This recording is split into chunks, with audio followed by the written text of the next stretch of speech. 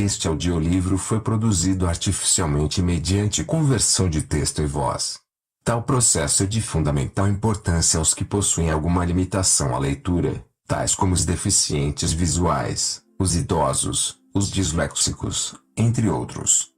Alertamos que, por se tratar de produção não natural da voz humana, o áudio pode apresentar incorreções fônicas e outras falhas decorrentes da própria ortografia, como no caso das abreviações, pontuações e palavras estrangeiras.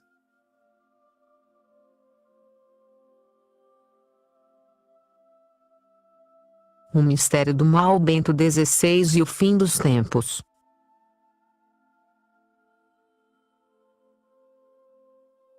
Sobre o mistério do mal. Cumprindo a grande recusa. Bento XVI deu prova não de vileza, mas de uma coragem que adquire hoje um sentido e um valor exemplares. Sua decisão chama atenção para a distinção entre dois princípios essenciais de nossa tradição ético-política, dos quais as sociedades parecem ter perdido qualquer consciência: a legitimidade e a legalidade. Se é tão profunda e grave a crise que nossa sociedade está atravessando, é porque ela não só questiona a legalidade das instituições, mas também sua legitimidade, não apenas, como se repete muito frequentemente, as regras e as modalidades do exercício do poder, mas o próprio princípio que o fundamenta e o legitima. O mistério do mal de que fala o apóstolo Paulo não é um sombrio drama teológico que retém o fim dos tempos e paralisa e torna enigmática e ambígua toda ação, mas um drama histórico, em que o último dia coincide com o presente e em que cada um é chamado a cumprir sua parte, sem reservas e sem ambiguidades.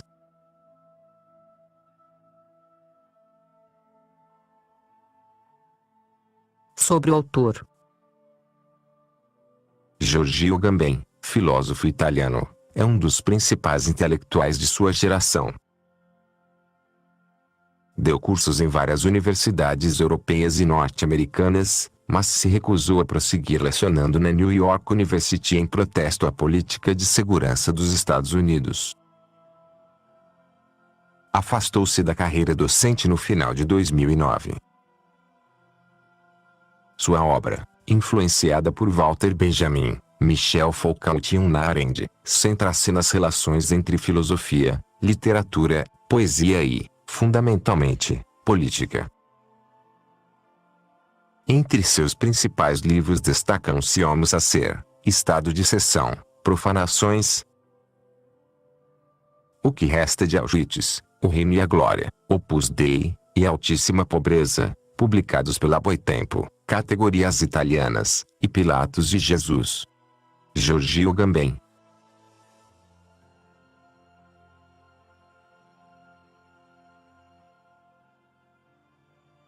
O mistério do mal Bento XVI e o fim dos tempos.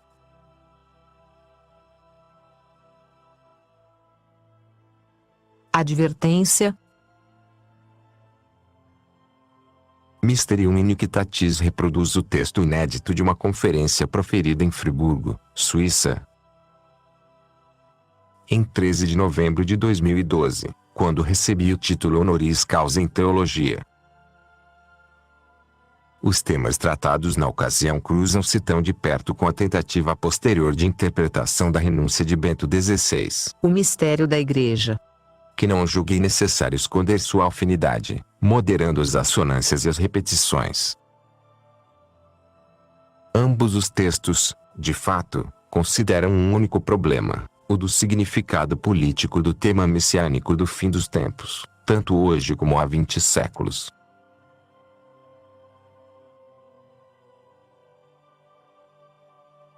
Primeiro, o mistério da Igreja. Nestas páginas, procuraremos compreender a decisão do Papa Bento XVI, situando-a no contexto teológico e eclesiológico que lhe é próprio. Contudo, olharemos para essa decisão em sua exemplaridade, isto é, para as consequências que é possível tirar dela para uma análise da situação política das democracias em que vivemos. De fato, estamos convencidos de que, cumprindo a grande recusa, Bento XVI deu prova não de vileza, que, segundo uma tradição exegética, seria tudo menos segura, como Dante teria escrito de Celestino V, mas de uma coragem que adquire hoje um sentido e um valor exemplares.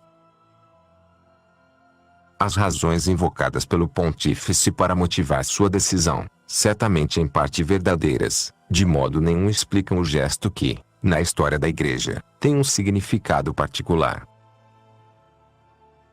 E esse gesto assume todo o seu peso se lembrarmos que, em 28 de abril de 2009, Bento XVI havia depositado, precisamente sobre o túmulo de Celestino V, na cidade de Áquila, o palio que recebera no momento da posse, provando que a decisão tinha sido meditada.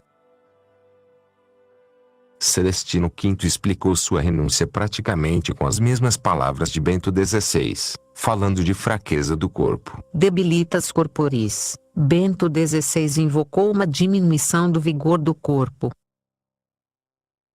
Vigor corporis. E de enfermidade da pessoa. Infirmitas personae. Mas fontes antigas já informam que a verdadeira razão deveria ser procurada em sua indignação frente às prevaricações e simonias da corte.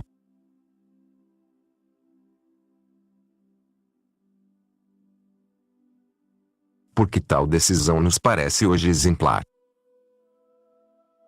Porque volta a chamar atenção para a distinção entre dois princípios essenciais de nossa tradição ético-política, dos quais as sociedades parecem ter perdido qualquer consciência: a legitimidade e a legalidade. Se é tão profunda e grave a crise que nossa sociedade está atravessando, é porque ela não só questiona a legalidade das instituições, mas também sua legitimidade, não só, como se repete muito frequentemente, as regras e as modalidades do exercício do poder, mas o próprio princípio que o fundamenta e o legitima. Os poderes e as instituições não são hoje deslegitimados porque caíram na ilegalidade, é mais verdadeiro o contrário, ou seja, que a ilegalidade é difundida e generalizada porque os poderes perderam toda a consciência de sua legitimidade. Por isso vão acreditar que se pode enfrentar a crise das sociedades por meio da ação, certamente necessária, do poder judiciário. Uma crise que investe a legitimidade não pode ser resolvida somente no plano do direito. A hipertrofia do direito, que tem a pretensão de legiferar sobre tudo, revela, isso sim, através de um excesso de legalidade formal, a perda de toda a legitimidade substancial. A tentativa moderna de fazer coincidir legalidade e legitimidade, procurando assegurar, através do direito positivo, a legitimidade de um poder, como resulta do irrevogável processo de decadência em que ingressaram as instituições democráticas, totalmente insuficiente. As instituições de uma sociedade só continuarão vivas se ambos os princípios, que em nossa tradição também receberam o nome de direito natural e direito positivo, de poder espiritual e poder temporal ou, em Roma, de auctoritas e potestas, se mantiverem presentes e nelas agirem, sem nunca pretender que coincidam. Todas as vezes que se evoca a distinção entre legitimidade e legalidade, é necessário precisar que não se entende, com isso, segundo uma tradição que define o pensamento dito reacionário, a legitimidade como princípio substancial e hierarquicamente superior, do qual a legalidade jurídico-política não seria mais que um epifenômeno ou efeito. Ao contrário, entendemos que legitimidade e legalidade são duas partes de uma única máquina política que não só nunca devem ser reduzidas uma à outra, mas devem permanecer sempre, de alguma forma, operantes para que a máquina funcione. Se a Igreja reivindica um poder espiritual ao qual o poder temporal do Império ou dos Estados deveria ficar subordinado, como aconteceu na Europa medieval, ou se, como se deu nos Estados totalitários do século XX, a legitimidade pretende prescindir da legalidade, então a máquina política gira no vazio, com êxitos frequentemente letais. Se, por outro lado, Como aconteceu nas democracias modernas, o princípio legitimador da soberania popular se reduz ao momento eleitoral e se restringe a regras procedimentais prefixadas juridicamente. A legitimidade corre o risco de desaparecer na legalidade e a máquina política fica igualmente paralisada. Por isso o gesto de Bento XVI nos parece tão importante. Esse homem, que era chefe da instituição que arroga-se ter o mais antigo e significativo título de legitimidade, colocou em questão, com sua decisão, o próprio sentido do título. Perante uma cura que, totalmente esquecida da própria legitimidade, persegue com obstinação as razões da economia e do poder temporal, Bento XVI optou por usar somente o poder espiritual, do único modo que lhe pareceu possível, isto é, renunciando ao exercício do vicariato de Cristo. Assim, a própria Igreja foi colocada em questão, desde a raiz. Uma compreensão mais aprofundada do gesto de Bento XVI exige que este seja restituído ao contexto teológico, o único que permite avaliar plenamente o significado da decisão e, em particular, a concepção de Igreja do próprio Papa. Em 1956, aos 30 anos, o teólogo Giuseppe Ratzinger publicou, na Revue des Études Augustiniennes, um artigo com o título Considerações sobre o conceito de Igreja de Ticônio no Liber Regularum.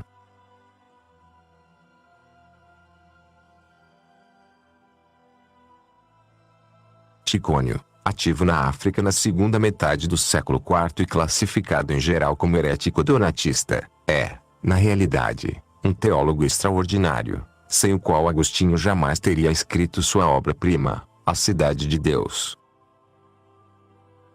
Seu Liber Regularum, única obra conservada, junto aos fragmentos de comentário ao Apocalipse, contém, com efeito, um verdadeiro tratado de eclesiologia, em uma série de 7 regras para a interpretação das Escrituras.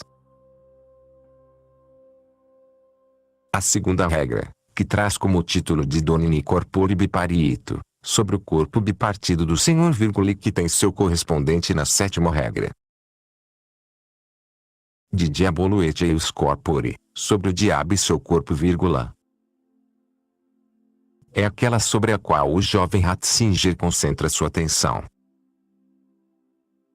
O conteúdo essencial da doutrina do Corpus Bipartitum, ele escreve, consiste na tese de que o corpo da Igreja tem 2 lados ou aspectos, um esquerdo e outro direito,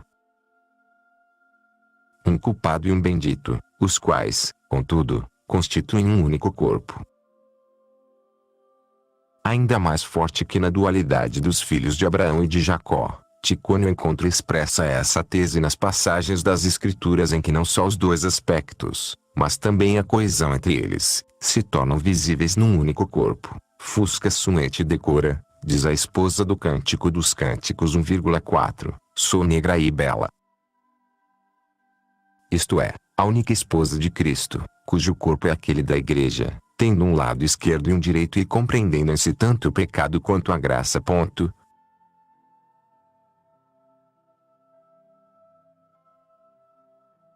Ratzinger ressalta a diferença entre essa tese e a de Agostinho, na qual ele certamente se inspirou para a ideia de uma igreja permista de bem e de mal.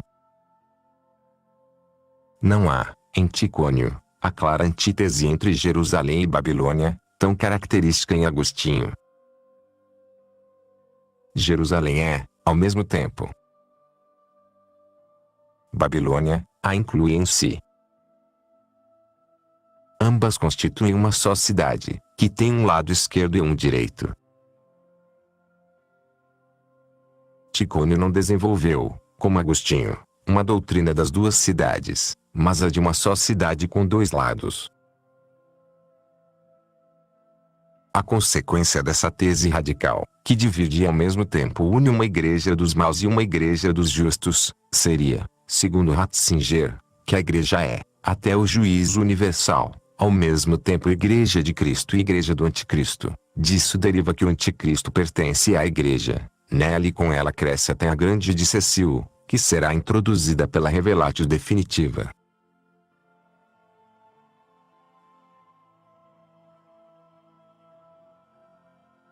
sobre esse último ponto que convém refletir para compreendermos as implicações da leitura de Tikhonio a respeito da concepção, tanto no jovem teólogo de Frisinga quanto no futuro Papa, da essência e do destino da Igreja. Como vimos, Tikhonio distingue uma igreja negra, fusca, composta pelos maus que formam o corpo de Satanás, e uma igreja justa, decora, composta pelos fiéis de Cristo. No presente estado, os dois corpos da igreja estão inseparavelmente misturados, mas se dividirão no fim dos tempos. Isso acontece desde a paixão do Senhor até o momento em que a igreja que o retém for eliminada do mistério do mal, Mysterium Fascinoris, a fim de que, quando o tempo chegar, o ímpio seja revelado, como diz o apóstolo. O texto da Escritura que Tikhonio cita, Como diz o apóstolo, é o mesmo ao qual Ratzinger alude falando de uma grande de Cecil. Trata-se da célebre e obscura passagem da segunda epístola aos Tessalonicenses de Paulo, a qual contém uma profecia sobre o fim dos tempos. Damos aqui uma tradução, a mais fiel possível. Nós vos pedimos, irmãos, em relação à vinda de nosso Senhor Jesus Cristo e da nossa reunião com Ele, de não vos deixar disturbar na vossa mente ou assustar com inspirações ou discursos ou com uma carta que se presuma mandada por mim, como se o dia do Senhor fosse iminente. Que ninguém vos engane de modo algum, já que, se antes não vier a apostasia e não for revelado o homem da anomia, o Anitropos diz anomias, o filho da destruição, aquele que se contrapõe e se levanta sobre qualquer ser chamado Deus ou é objeto de culto, até se sentar no templo de Deus, mostrando-se como Deus. Não lembrais que quando eu ainda estava entre vós, vos dizia essas coisas? Agora sabeis aquilo que retém, Tukatechon, e será revelado no seu tempo. O mistério da anomia. Mysterion tis anomias, que a Vulgata traduz Mysterium iniquitatis, na tradução de que se serve Tikhonio, Mysterium Fascinoris. Já está em ato, só aquele que retém, Tukatechon, até que não seja eliminado. E então será revelado o ímpio, anomos, lit, sem lei. que o Senhor Jesus eliminará com o sopro da sua boca e tornará inoperante com o aparecimento da sua vinda. Aquele cuja vinda é, segundo o ser em ato de Satanás, em toda a potência e sinais e falsos prodígios e com todos os enganos da injustiça, para aqueles que se perdem por não terem acolhido o amor da verdade para sua salvação. Segunda Epístola aos Tessalonicenses, 2, 1-2. A passagem refere-se ao fim dos tempos, cuja chegada está ligada à ação de dois personagens, o homem da anomia, ou fora da lei, anomos, e aquele, ou aquilo, que retém. Isto é, retarda a vinda de Cristo e o fim do mundo. Apesar de parecer que Paulo não conhece o termo anticristo, a partir de Irineu, e depois, conforme Hipólito, Orígenes, Tertuliano e Agostinho, o primeiro personagem foi identificado com o anticristo da primeira epístola de João. O Catechon, que retém o fim, ao contrário, foi identificado pelos padres como duas potências contrapostas, o Império Romano e a própria Igreja. A primeira interpretação remonta a Jerônimo, segundo o qual o apóstolo não quis nomear abertamente o império para não ser acusado de desejar sua ruína. A segunda interpretação remonta, como vimos, a Tikhonio, que identificou a Igreja, ou melhor, uma parte dela, a Igreja Fusca, com o anticristo. Agostinho, no livro 20 de A Cidade de Deus, sugere isso com discrição, sem o nomear. Outros pensam. Ele escreve que as palavras do apóstolo se referem somente aos maus e os hipócritas que estão na igreja, até o momento em que o número deles formará o grande povo do anticristo. Seria esse o mistério do pecado, pois está escondido, e creio que é a esse mistério que o evangelista João se refere em sua epístola. Como na hora que João chama de última, muitos hereges, os quais ele chama anticristos, sairão da igreja, assim, quando chegar o momento, sairão todos aqueles que não pertencem a Cristo, mas ao último anticristo, que então será revelado.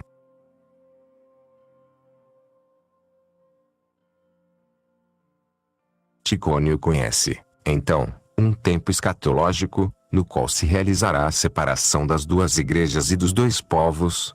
Já no final do século IV, existia, portanto, uma escola de pensamento que via na igreja romana, mais precisamente no caráter bipartido de seu corpo, a causa do atraso da parousia.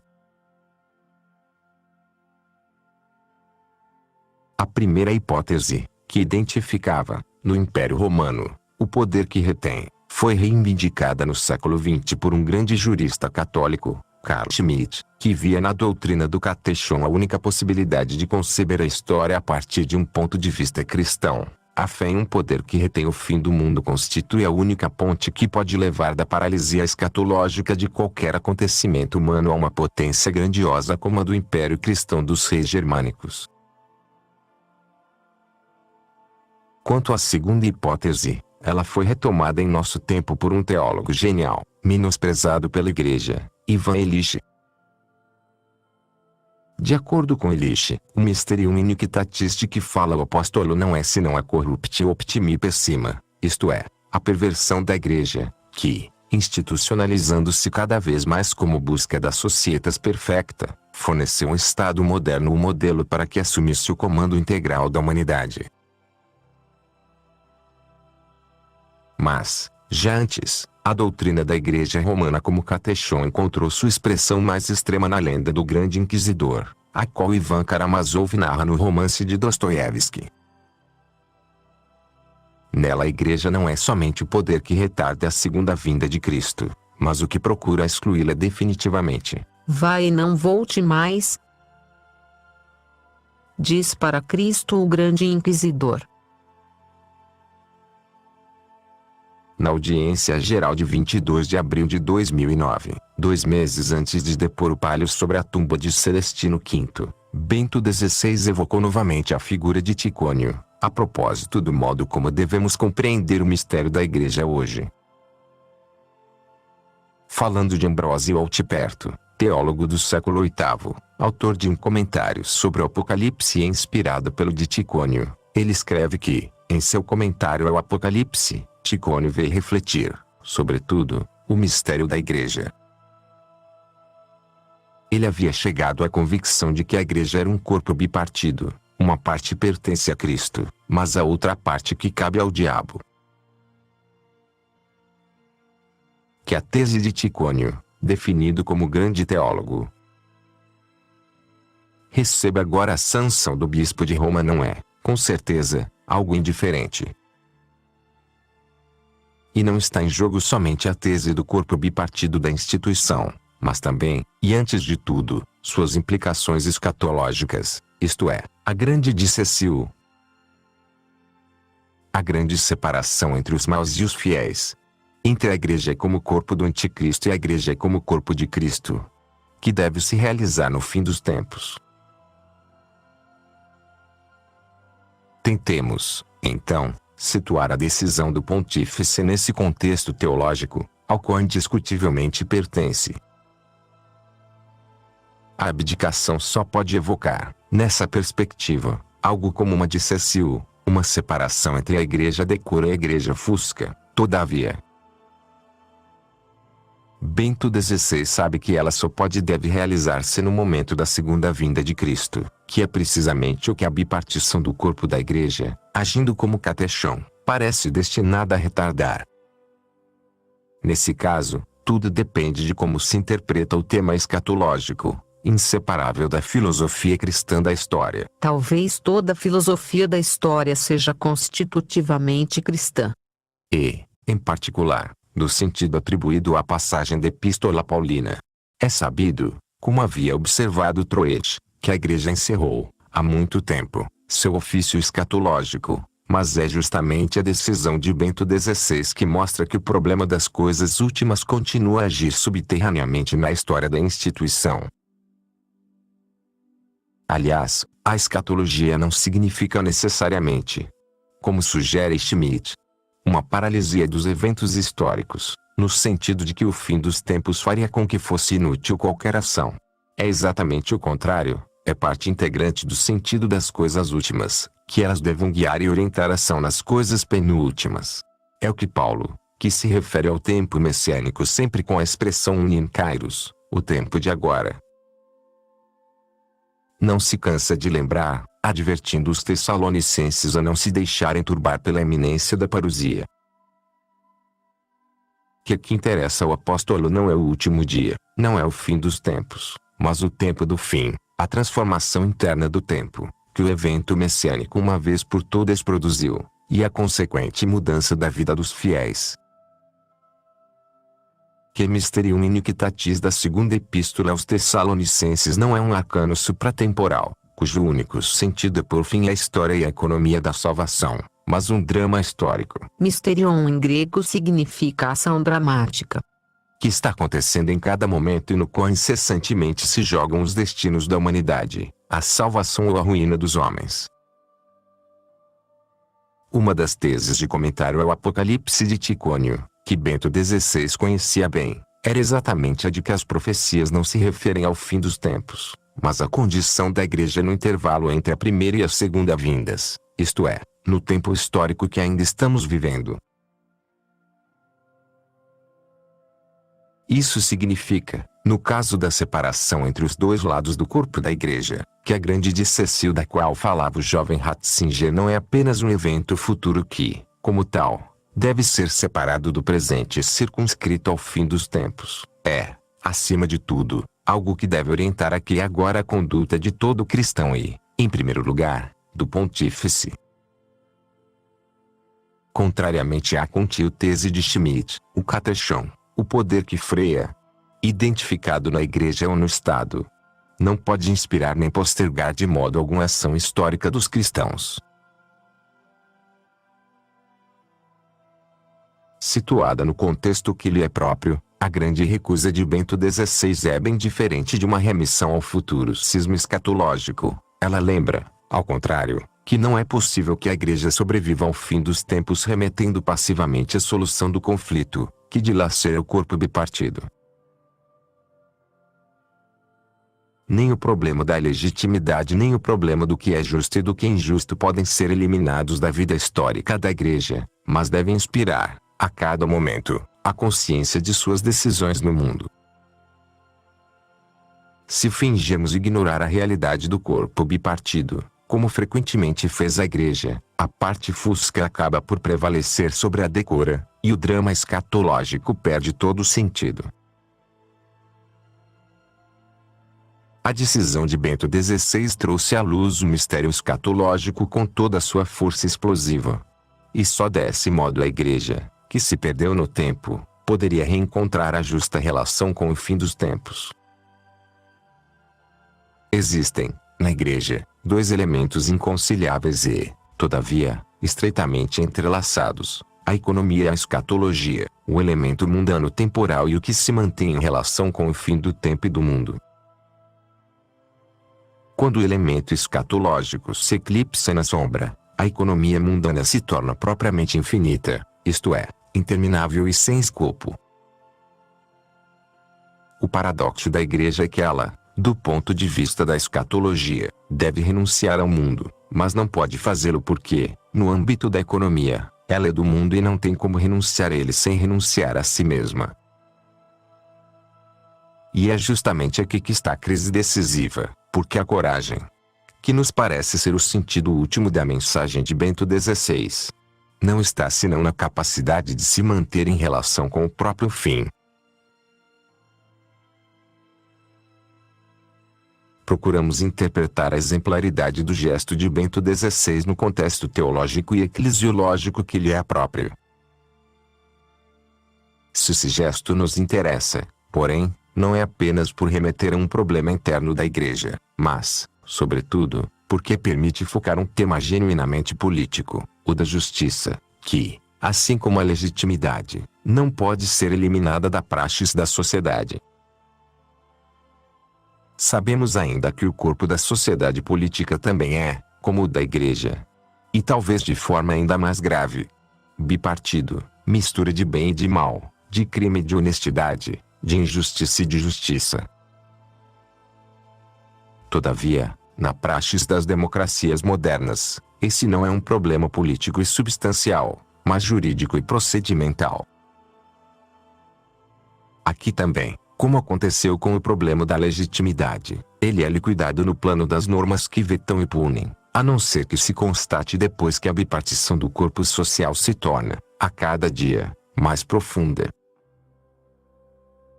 Na perspectiva da ideologia liberal atualmente dominante, o paradigma do mercado que se autorregula foi substituído pelo da justiça, e se finge poder governar uma sociedade cada vez mais ingovernável, segundo critérios exclusivamente técnicos.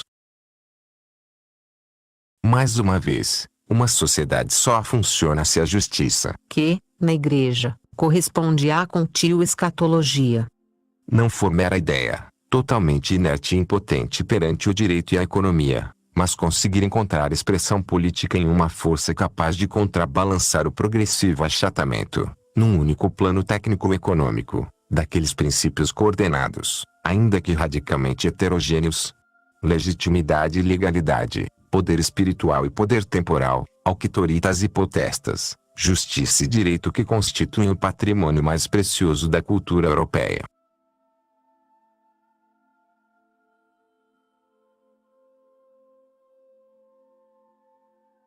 Segundo, a história como mistério. O título Mysterium Iniquitatis sugere, sem ambiguidades, uma leitura da célebre passagem da segunda epístola aos Tessalonicenses de Paulo, sobre o fim dos tempos. Escrevi sem ambiguidades porque o que aconteceu em nosso tempo é que uma noção genuinamente escatológica, justamente o Mysterium Iniquitatis, que, como tal, não tinha sentido a não ser no próprio contexto, foi tirada de seu lugar e transformada numa noção ontológica contraditória, isto é, numa espécie de ontologia do mal. O que tinha sentido só como filosofia última tomou, assim, o lugar da prima filosofia. Releiamos integralmente a passagem da Epístola Paulina. Nós vos pedimos, irmãos, em relação à contínua vinda de nosso Senhor Jesus Cristo e da nossa reunião com Ele, de não vos deixar disturbar na vossa mente ou assustar com inspirações ou discursos ou com uma carta que se presuma mandada por mim, como se o dia do Senhor fosse iminente. Que ninguém vos engane de modo algum, já que, se antes não vier a apostasia e não for revelado o homem da anomia, o anitropos de anomias, o filho da destruição, aquele que se contrapõe e se levanta sobre qualquer ser chamado Deus ou é objeto de culto, até se sentar no templo de Deus, mostrando-se como Deus. Não lembrais que quando eu ainda estava entre vós, vos dizia essas coisas? Agora sabeis aquilo que retém, tu catechon. E será revelado no seu tempo. O mistério da anomia. Mysterion tis anomias, que a Vulgata traduz Mysterium iniquitatis, na tradução de que se serve Ticônio, Mysterium fascinoris. Já está em ato, só aquele que retém, tu catechon. Até que não seja eliminado. E então será revelado o ímpio, anomos, lit. Sem lei. Que o Senhor Jesus eliminará com o sopro da sua boca e tornará inoperante com o aparecimento da sua vinda. Aquele cuja vinda é, segundo ser em ato de Satanás, em toda a potência e sinais e falsos prodígios e com todos os enganos da injustiça, para aqueles que se perdem por não terem acolhido o amor da verdade para sua salvação. Segunda Epístola aos Tessalonicenses, 2,1 a 11. Quando a igreja ainda estava interessada nas coisas últimas, essa passagem extraordinária tinha estimulado, de modo especial, a perspicácia hermenêutica dos padres. De Irineu a Jerônimo, de Hipólito a Agostinho. A atenção dos intérpretes concentrou-se, sobretudo, na identificação dos dois personagens, os quais Paulo chama aquele ou aquilo que retém. O catexon, tu catechon, na Vulgata, que tenete, que detineate. E o homem da anomia. O antropos diz anomias, lit. O homem da ausência da lei. Na Vulgata, homo peccati, ou simplesmente o anomos, o sem lei, na Vulgata, iniquus. Este último, a partir de Irineu. Adversus a hereses, 7,1. Embora Paulo não pareça conhecer o termo, foi quase constantemente identificado com o anticristo da primeira epístola de João 2,18. A identificação foi assim acolhida por Hipólito, Orígenes, Tertuliano e, enfim, por Agostinho para depois se transformar em lugar comum, apesar de estudiosos modernos a terem colocado em dúvida. Em todos esses autores, o anticristo é sempre concebido como um homem de carne e osso, um personagem histórico real, como Nero, ou mais ou menos imaginário, como, segundo Hipólito, certo Latenos ou Teitanos, assim chamado pelo número da besta do Apocalipse. Como Peterson observou oportunamente, mesmo estando a serviço de Satanás, o anticristo é um homem, não um demônio. Quem é, então, aquele ou aquilo que retém e que deve ser tirado de circulação para que o anticristo, Mais precisamente, segundo as palavras de Paulo, o sem lei, possa ter lugar? Gostaria de ceder a palavra a Agostinho, que, em A Cidade de Deus 20,19, comentou essa passagem. Após ter escrito que o texto em questão se refere, sem dúvida nenhuma, à vinda do anticristo e que, por outro lado, o apóstolo não quis expressar claramente a identidade daquele que retém, porque se referia a destinatários que já tinham conhecimento, ele acrescenta: nós, que não sabemos o que eles sabiam, desejamos ardentemente conhecer o pensamento do apóstolo, mas não conseguimos, porque as palavras que ele acrescenta são ainda mais obscuras. O que, aliás, significa o mistério do pecado já está em ato, só aquele que retém, até que não seja tirado de circulação, e então será revelado o ímpio. Confesso não entender o que ele diz. Contudo, não calarei as conjecturas dos homens, que pude ler ou escutar.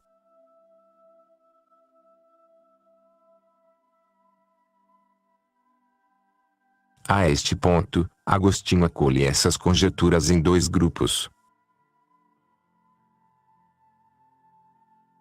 Alguns Quidam, creem que o que foi dito se refere ao Império Romano e que o apóstolo não o quis escrever abertamente, aperte scribere, para não ser acusado de desejar a ruína daquele império que se pretendia eterno. A expressão o mistério do pecado já está em ato se referiria, portanto, a Nero, cujas obras se parecem com as do anticristo. Alguns supõem que ele ressuscitará e se tornará o anticristo, outros acham que não está morto, mas foi raptado para fazer com que acreditassem em sua morte, enquanto, escondido na flor da idade, será revelado no tempo certo e assentado no trono. A grande arrogância dessas hipóteses não cessa de me surpreender. É possível, contudo, que as palavras "é preciso que aquele que retém seja retirado de circulação" se refiram ao Império Romano, como se o apóstolo dissesse: é preciso que aquele que comanda seja retirado de circulação.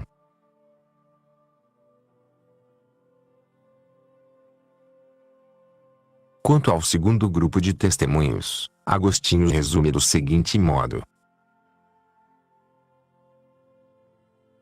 Outros pensam que as palavras do apóstolo concernem somente aos maus e os hipócritas que estão na igreja, até o momento em que o número deles formará o grande povo do anticristo. Seria esse o mistério do pecado, enquanto está escondido, e creem que é a isso que o evangelista João se referia em sua epístola. Assim como na hora que João chama de última, muitos hereges, aos quais se refere como anticristos, sairão da igreja, também quando chegar o momento, sairão todos aqueles que não pertencem a Cristo, mas ao último anticristo, que então será revelado.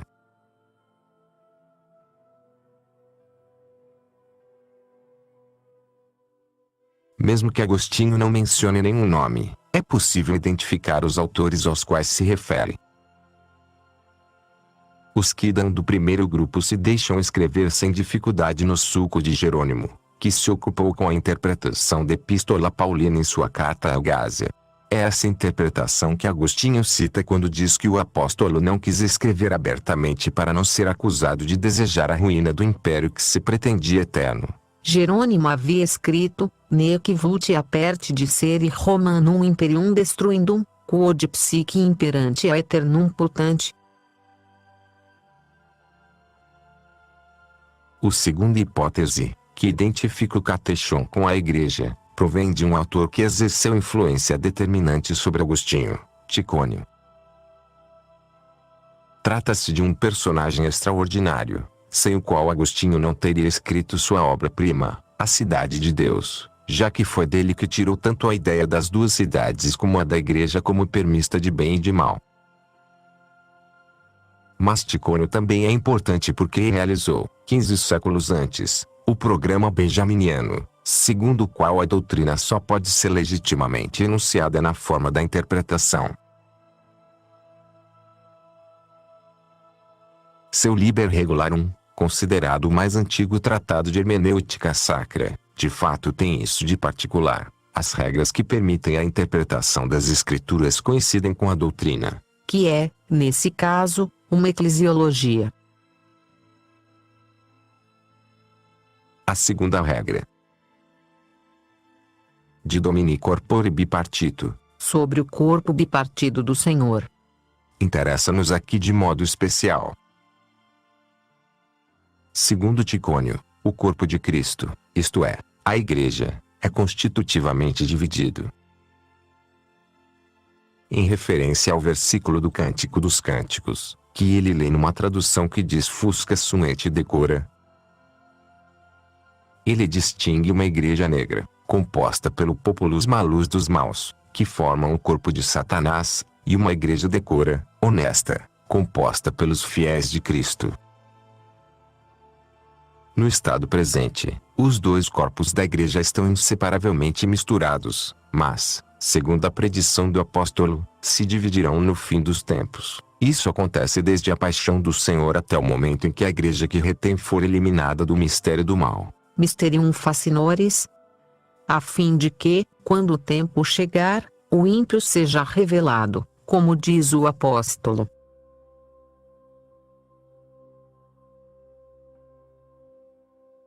Ticônio pensa, portanto, em um tempo escatológico, que vai da paixão de Cristo até o mistério da anomia, quando se cumpre a separação do corpo bipartido da Igreja. Isso significa que, já no final do século IV, havia autores que tinham identificado, na mesma Igreja, o Catechon, a causa do atraso da parousia. Todas essas interpretações do texto paulino se referem, de qualquer modo, a personagens ou a potências históricas e remetem a eventos que se produzirão nos tempos que antecedem imediatamente a parousia. Em outras palavras, compreender o mistério da anomia significa compreender algo que diz respeito ao Eschatum, aquele episódio dramático da história da humanidade, que tem lugar no fim dos tempos. Como Paulo diz claramente em 1ª Epístola aos Coríntios, 10:11, no último dia não é mais possível nenhuma interpretação tipológica ou figurativa, já que todas as figuras e todos os tipos haviam sido concebidos para o fim dos tempos. O que agora acontece não é mais figura, mas realização de cada figura, isto é, realidade histórica e nada mais. A história como nós a conhecemos é um conceito cristão. O cristianismo é uma religião histórica, não só porque se baseia em um personagem histórico e em eventos que se consideram historicamente ocorridos, mas também porque confere ao tempo, concebido como linear e irreversível, um significado soteriológico.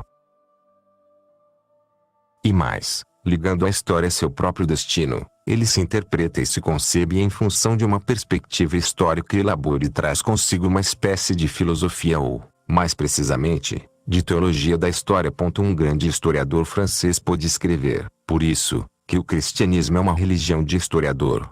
Pois é na história que se desenrola o eixo central de toda a meditação cristã, o grande drama do pecado e da redenção.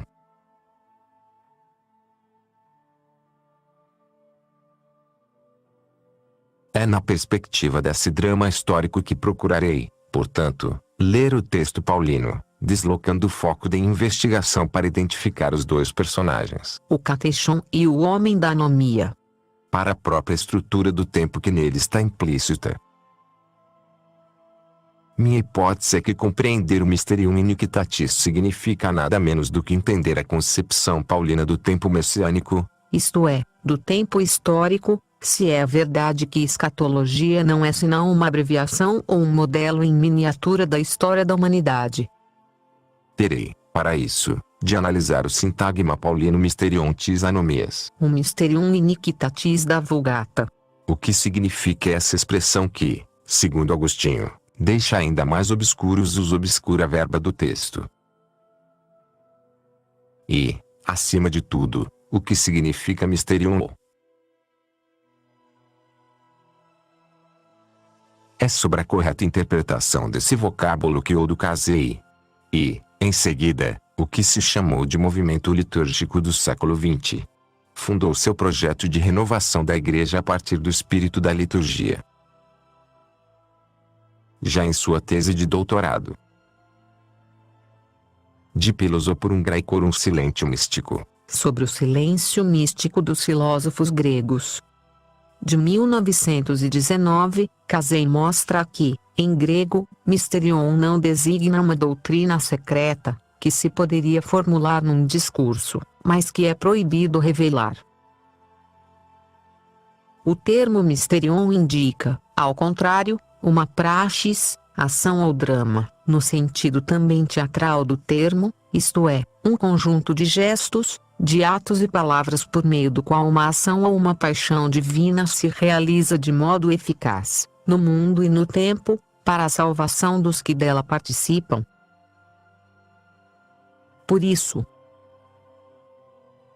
Clemente de Alexandria chama os mistérios eleusinos de drama mysticon, drama místico, e define, consequentemente, a mensagem cristã como mistério do Logos.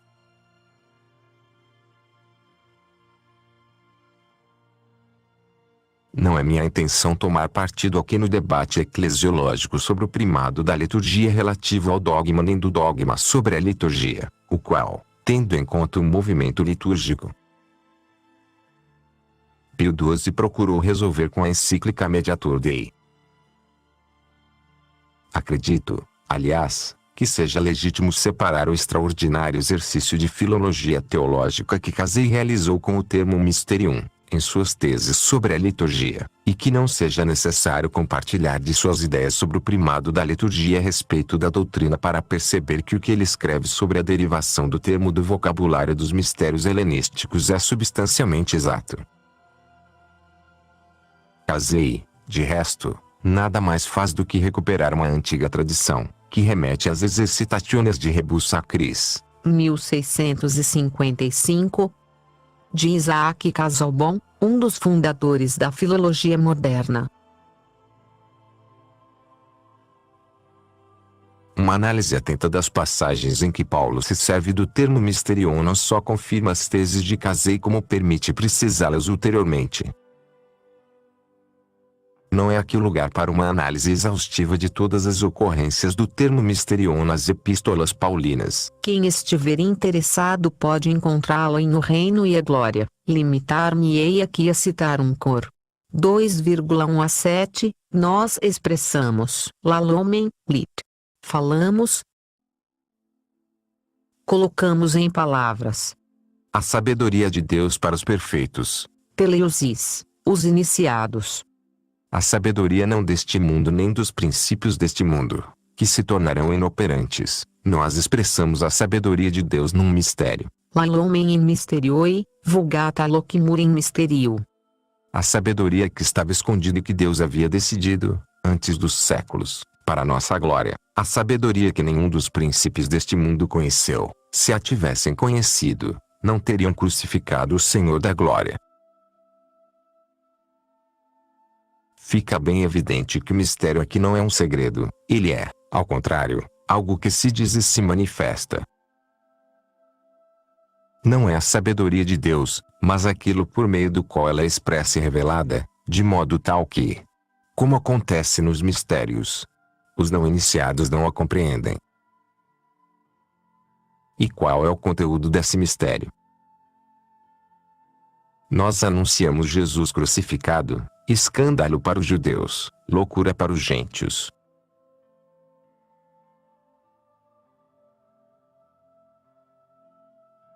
A sabedoria de Deus se expressa, portanto, na forma de um mistério, que nada mais é do que o drama histórico da paixão, isto é, um evento realmente acontecido, que os não iniciados não entendem e os fiéis compreendem para sua salvação.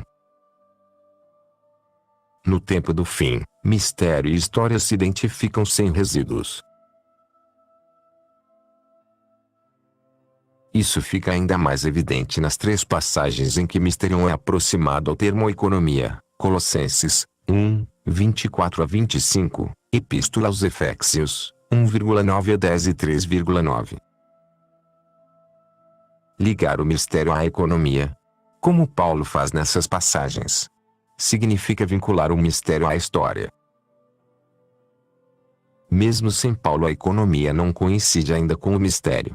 Como acontecerá mais tarde nos padres, que a partir do século III, construirão a doutrina da economia teológica, isto é, da ação salvífica de Deus no mundo.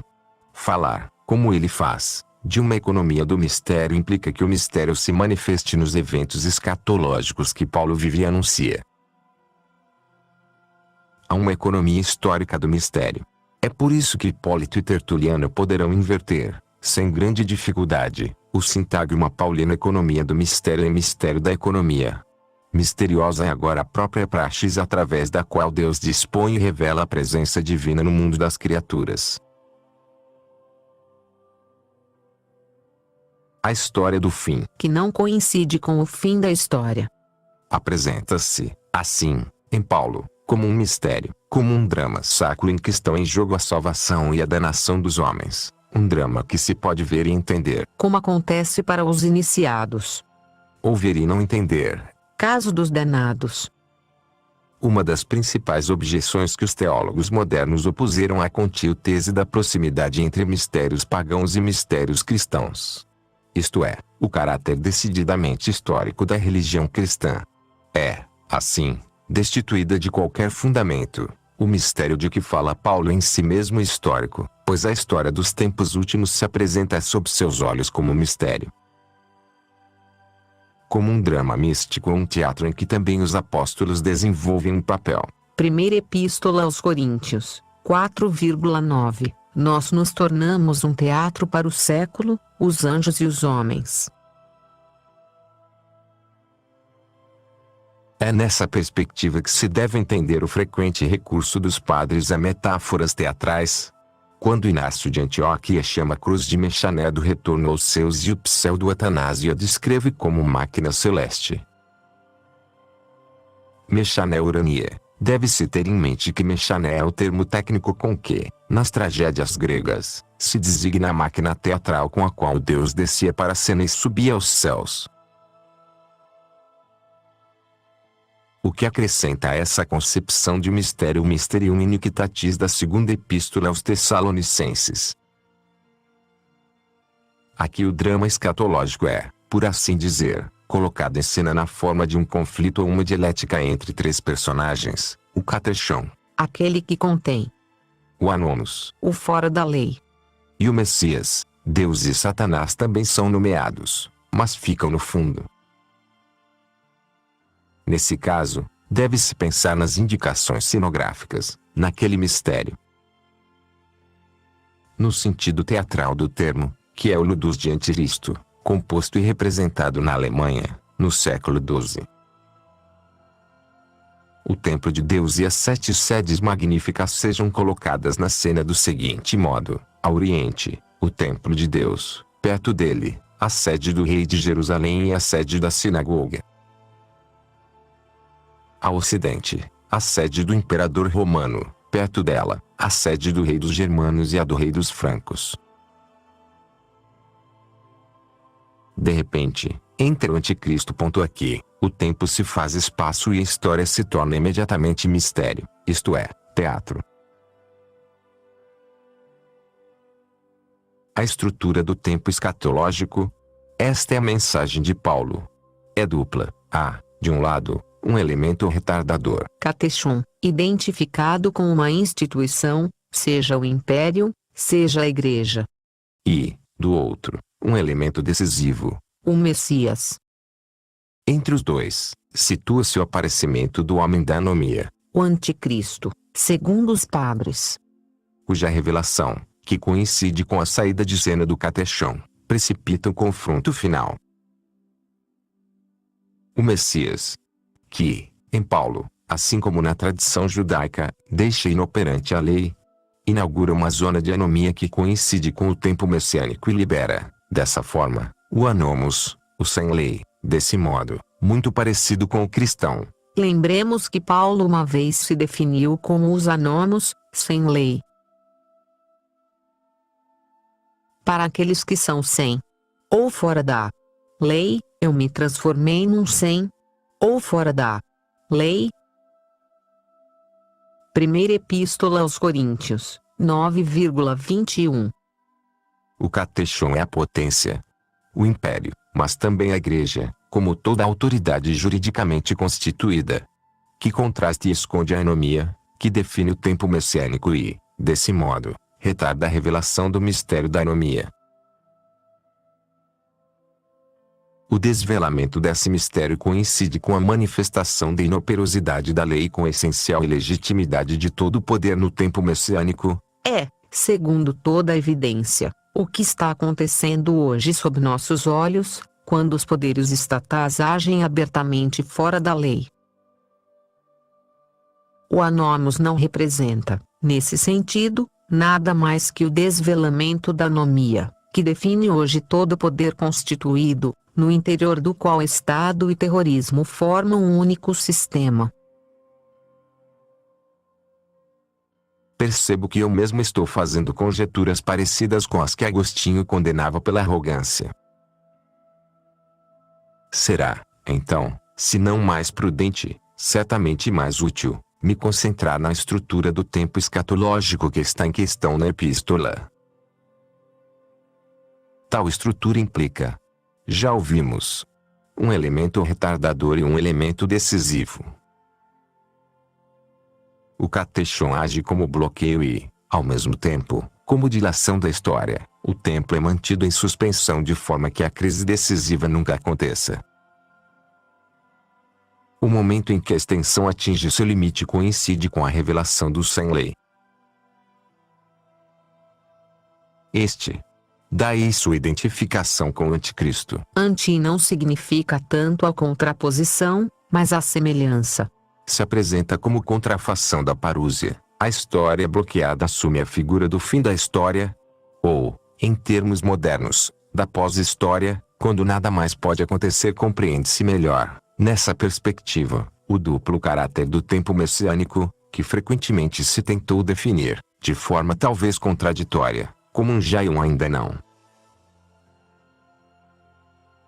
Não se trata de uma estrutura temporal abstrata, mas de um drama ou de um conflito nos quais agem forças históricas absolutamente concretas.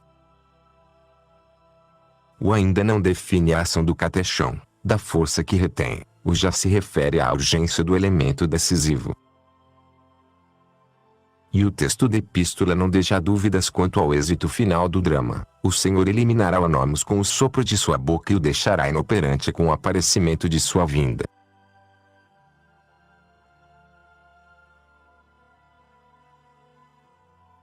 Esses são os atores e as peripécias do mistério escatológico que o autor da epístola evocou com seus obscura verba e que, uma vez restituídos ao contexto dramático, não são, aliás, tão obscuros. E também a Igreja, que deixou de lado a perspectiva escatológica que lhe é consubstancial, parece ter perdido toda a consciência desse contexto. O Mysterium Iniquitatis foi extrapolado pelo contexto escatológico, único no qual podia encontrar um sentido coerente, e transformado numa estrutura intemporal, que tem em vista conferir um foro teológico ao mal e, juntamente, retardar e frear o fim dos tempos. Por outras palavras, depois das duas guerras mundiais, o escândalo diante do horror estimulou filósofos e teólogos, baseando-se no momento quenótico de Cristo, a radicar em Deus o Mysterium, uma espécie de monstruosa, perdoem-me o termo, cacoquenodicea,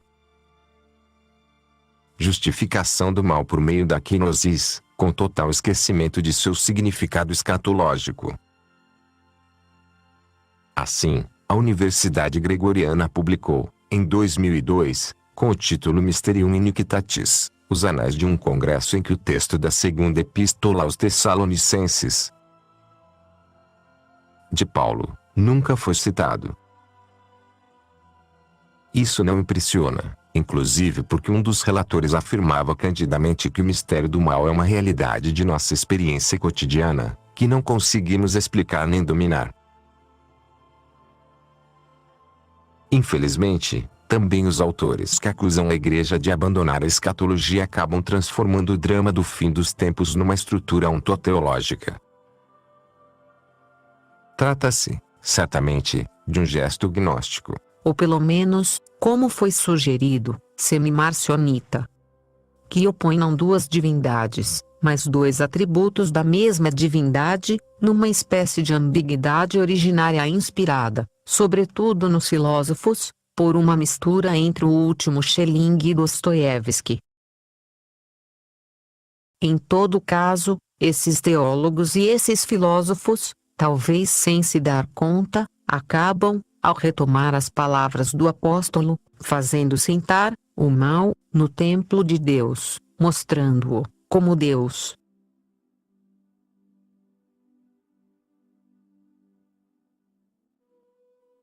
Renunciando a toda a experiência escatológica da própria ação histórica, a Igreja, ao menos no plano da praxis, porque, em relação à doutrina, a teologia do século XX, de Karl Barth a Jürgen Moltmann e a Urs von Balthasar, conheceu uma retomada dos temas escatológicos. Criou ela mesma o espectro do Mysterium Iniquitatis. Se quiser se desvencilhar desse espectro, é necessário que ela reencontre a experiência escatológica de sua ação histórica. De toda ação histórica. Como drama no qual o conflito decisivo está sempre em curso. Somente assim poderá dispor de um critério de ação que não seja subalterno. Como de fato acontece agora. Em relação à política profana e ao progresso das ciências e das técnicas, que ela parece em todo lugar perseguir, procurando em vão impor-lhes limites.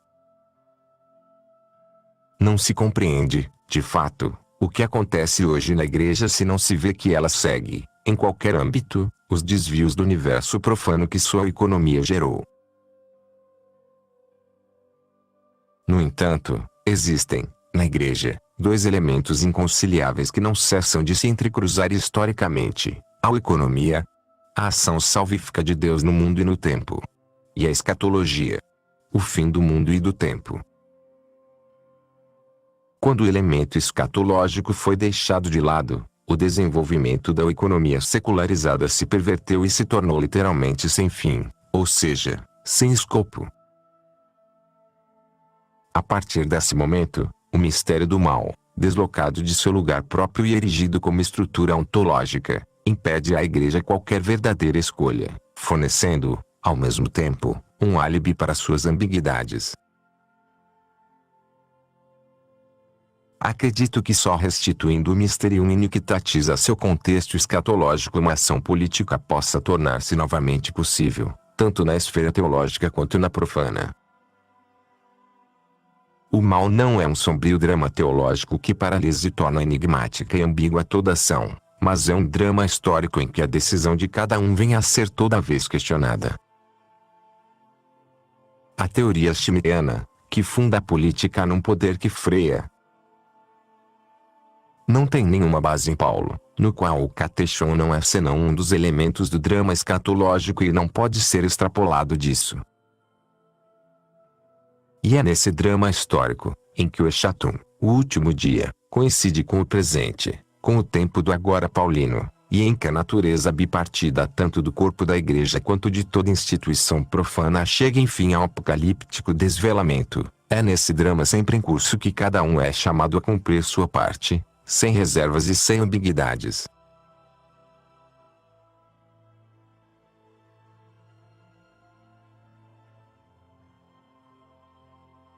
Apêndice.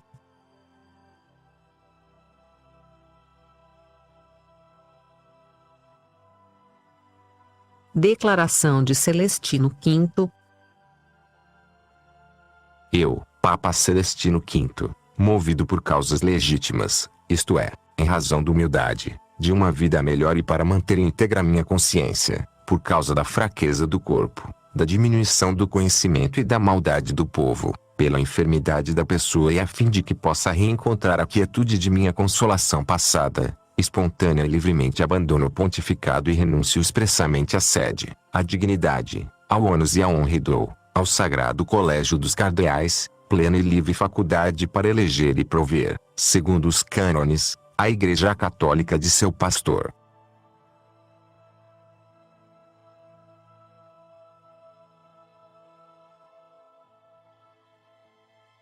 Declaração de Bento XVI. Caríssimos irmãos,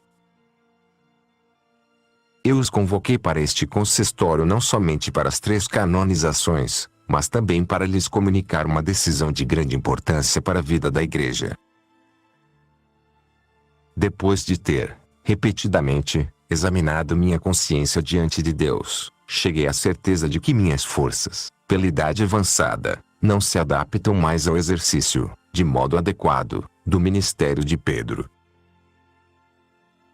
Estou bem consciente de que esse ministério, por sua essência espiritual, deve ser exercido não somente através das obras e das palavras, mas também sofrendo e orando.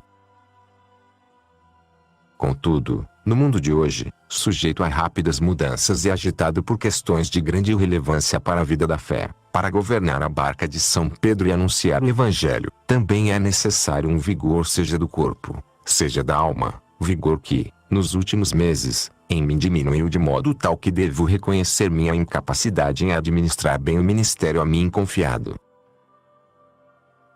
Por isso, bem consciente da gravidade deste ato, com plena liberdade, declaro renunciar ao ministério de bispo de Roma, sucessor de São Pedro, a mim confiado pelas mãos dos cardeais, em 19 de abril de 2005, de modo que, a partir de 28 de fevereiro de 2013, às 8 horas da noite, a sede de Roma, a sede de São Pedro, ficará vacante e deverá ser convocado, a quem compete, o conclave para a eleição do novo sumo pontífice. Irmãos caríssimos, eu lhes agradeço de todo o coração por todo o amor e o trabalho com que carregaram comigo o peso do ministério e peço perdão por todos os meus defeitos. E, agora, confiamos a Santa Igreja de Deus aos cuidados de seu sumo pastor, nosso Senhor Jesus Cristo, e imploramos a sua Santa Mãe Maria para que assista, com sua bondade materna, aos padres cardeais ao eleger o novo sumo pontífice. Quanto a mim, mesmo na minha vida futura, dedicada à oração, quero servir, de todo o coração, a Santa Igreja de Deus. Da Sede Vaticana, em 10 de fevereiro de 2013. Bento Papa XVI.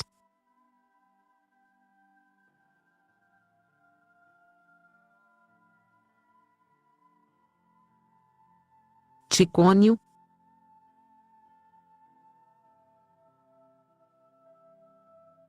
Segunda regra. O corpo bipartido do Senhor.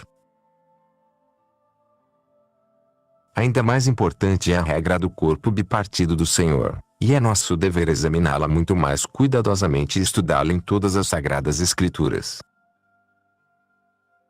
Assim como, de fato, segundo o que foi afirmado anteriormente, a razão por si tem a faculdade de distinguir as relações entre a cabeça e o corpo, também acontece no que se refere às relações entre uma parte e a outra do corpo, entre a direita e a esquerda ou entre a esquerda e a direita. Com efeito, há um único corpo. A Escritura diz: mostrar-te-ei tesouros escondidos para que tu saibas que eu sou o Senhor. E te chamarei. Depois, acrescenta: mas tu não me conheceste, eu sou Deus e não há Deus além de mim, e tu não me conhecias. Mesmo reconhecendo que falha um único corpo, referem-se talvez a uma única pessoa as expressões: mostrar-te-ei tesouros escondidos para que tu saibas que eu sou o Senhor Deus por amor de meu servo Jacó, e mas tu não me conheceste. Talvez por Jacó não ter acolhido o que Deus prometeu. Ou podem referir-se a uma única pessoa as expressões: mas tu não me conheceste e não me conhecias. Não me conhecias. De fato, refere-se a quem agora conhece: não me conheceste. Ao contrário, se refere a quem, mesmo tendo sido chamado a conhecer, e sendo visivelmente do mesmo corpo, se aproxima com os lábios de Deus enquanto com o coração está longe. A esse se dirige dizendo: mas tu não me conheceste.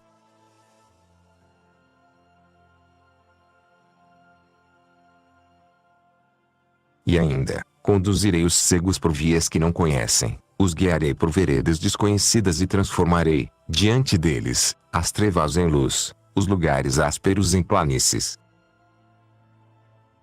Realizarei essas promessas e não os abandonarei. Mas eles se viraram para trás. Aqueles a quem disse não os abandonarei são talvez os mesmos que se viraram para trás, ou não só uma parte deles. O Senhor disse ainda a Jacó: não temas, porque eu estou contigo. Do Oriente, farei vir tua estirpe, no Ocidente eu te reunirei. Direi ao Norte: restitua-as. E ao Sul: não contenhas, faz voltar meus filhos de uma terra distante e minhas filhas da extremidade da terra. Todos aqueles sobre os quais foi invocado meu nome. Já que para minha glória os criei, formei e realizei e criei um povo cego, seus olhos são igualmente cegos, surdas suas orelhas. Porventura são cegos e surdos os mesmos que Deus criou para sua glória? Isaías afirma: no princípio, teus pais e seus príncipes cometeram vilanias para comigo, teus príncipes profanaram meu santuário, por isso destinei Jacó à morte e Israel às injúrias. Agora, me ouça, Jacó meu servo, e Israel por mim eleito. Isto é, Deus destinou à morte aquele Jacó e às injúrias àquele Israel que ele não havia eleito. E ainda: eu te formei como meu servo, tu és meu, Israel, não te esqueças de mim. Dissipei como nuvem tuas iniquidades e teus pecados, como uma nuvem. Retorna a mim e eu te redimirei. Talvez Deus tenha dissipado os pecados daquele a quem disse tu és meu. E lembra-se de não se esquecer dele, aquele mesmo ao qual diz: retorna a mim. Porventura os pecados podem ser dissipados antes que o homem retorne ao Senhor? E ainda: já que eu sei que tu serás verdadeiramente reprovado, por meu nome te mostrarei minha glória e passarei a ti minhas riquezas. Porventura Deus mostra a sua glória a quem foi reprovado e lhe entrega suas riquezas. E ainda, não um príncipe nem um anjo, mas ele próprio os resgatou, os aliviou e os carregou consigo em todos os dias do passado. Mas esses se rebelaram e entristeceram o Espírito Santo. Mas quando, afinal, aqueles a quem ele trouxe sobre ele em todos os dias do passado, se rebelaram e entristeceram o Espírito Santo? Deus, pois, manifestamente, promete a um único corpo a estabilidade e a destruição, dizendo: Jerusalém, rica cidade, tenda que nunca será demolida, as estacas de sua tenda nunca serão tiradas nem suas cordas serão arrancadas. Logo depois, acrescenta: arrancadas são tuas cordas porque o mastro de teu barco já não é robusto, dobraram tuas velas, não se levantará o sinal até que seja abandonado a perdição.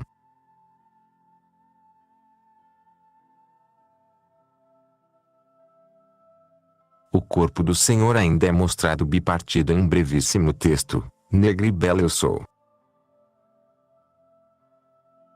Não é senão a igreja, que não tem mancha e não tem ruga. Igreja que o Senhor purificou para si com seu sangue, seja negra em uma de suas partes senão na esquerda, por causa da qual o nome de Deus é blasfemado entre os povos. Quanto ao resto, é toda bela, como diz: toda bela és tu, minha amiga, em ti nenhuma mancha. O texto explica, de fato, por qual razão ela é negra e bela. Como a tenda de Quedar, como os pavilhões de Salomão. Apresenta duas tendas, uma régia e outra servil. Ambas, todavia, da estirpe de Abraão. De fato, Quedar é filho de Ismael. Mas, noutra passagem, a igreja se lamenta da longa permanência com Quedar, isto é, com o servo de Abraão, e diz: infeliz de mim, muito longa foi minha peregrinação, morei nas tendas de Quedar, muito peregrinou minha alma. Entre aqueles que odiavam a paz, eu era pela paz, mas quando eu falava dela, eles queriam a guerra. Não podemos, porém, dizer que a tenda de Quedar esteja fora da igreja. Um mesmo texto fala da tenda de Quedar e da de Salomão e, por isso, afirma: negra e bela eu sou. A igreja, de fato, não é negra naqueles que estão fora dela.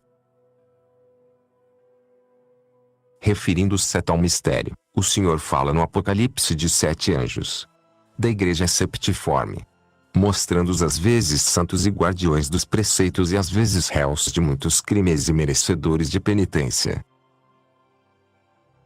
Também no Evangelho, Deus trata de um único corpo de diferente mérito entre aqueles que são designados para um ofício, dizendo: bendito o servo que o patrão, em seu retorno, encontrar agindo assim. E, a propósito do mesmo, afirma: se, ao contrário, aquele servo for dissoluto, o Senhor o dividirá em duas partes. Devemos entender que Deus dividirá ou separará em duas partes o corpo todo. Então, não tudo, mas uma parte colocará entre os hipócritas e, no único servo, compreende o corpo todo. Por isso, em relação a esse mistério, é necessário entender, através de todas as Escrituras, quando Deus disse em bases aos méritos há destinado a perecer todo Israel ou sua herança execrável. O apóstolo, com efeito, esclarece amplamente, sobretudo na Epístola aos Romanos, que deve relacionar com uma parte o que é dito a respeito de todo o corpo, o que diz de Israel. Todo dia, estendi minhas mãos na direção de um povo desobediente. Além disso, para tornar evidente que se falava de uma parte, o texto afirma, pergunto, porventura Deus teria repudiado seu povo, que ele escolheu desde o princípio. Depois de ter explicado qual seria o verdadeiro significado de tal expressão, do mesmo modo esclarece que um só corpo pode ser bom e ruim e diz: quanto ao Evangelho, eles são inimigos para vossa vantagem, mas quanto à eleição, são amados por causa dos pais. Que os mesmos que são amados são, portanto, também inimigos, ou ambas as expressões podem se referir a Caifás. Assim, o Senhor, em todas as Escrituras, atesta que um único corpo da descendência de Abrão em todos cresce, se torna vigoroso e perece.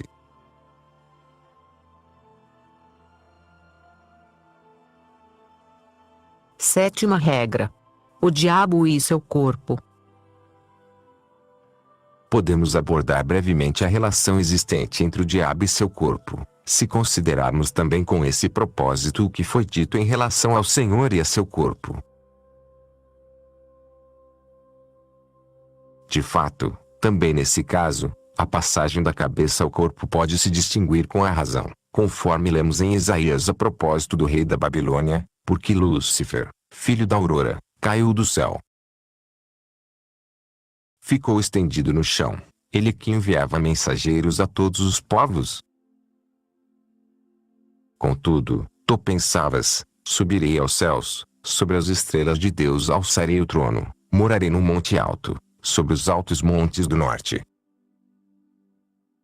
Subirei para as regiões superiores das nuvens, me farei igual ao Altíssimo. E, no entanto, agora precipitarás nos infernos, nas profundidades do abismo. E aqueles que te verão te observarão atentamente dirão: esse o homem que assola a terra, que faz tremer os reis, que reduz o mundo a um deserto, que destrói as cidades, que não abre a seus prisioneiros a prisão. Todos os reis dos povos, todos dormirão com honra, cada homem em sua casa. Tu, ao contrário, foste jogado para fora nos montes, como um morto desprezível, estás circundado por mortos perfurados por espada, que descem aos infernos. Assim como um hábito coberto de sangue não é o mundo, também nem sequer tu serás, porque arruinaste meu país, assassinaste meu povo. Não serás eternamente descendência do iníquo. Prepara o massacre de teus filhos por causa da iniquidade de teu pai, para que não surjam mais.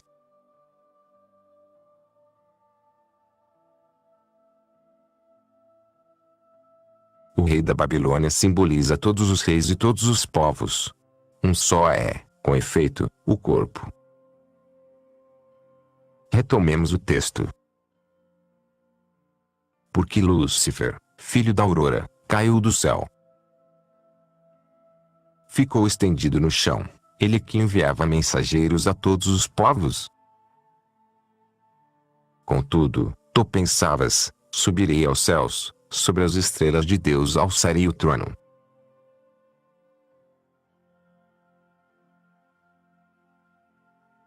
O diabo não promete a si mesmo subir aos céus, sem esperar, pois, que possa ascender aos céus, cheio de luz, aquele que não evitou cair. O homem não pode esperar muito mais. No entanto, Isaías diz que aqui se fala de um homem, é esse o homem que perturba a terra. Mas, fora o motivo pelo qual nem o diabo nem o homem podem esperar ascender aos céus e, erguendo o trono sobre as estrelas de Deus, tornar-se semelhante a ele, mesmo a própria Escritura adverte para procurar outra coisa.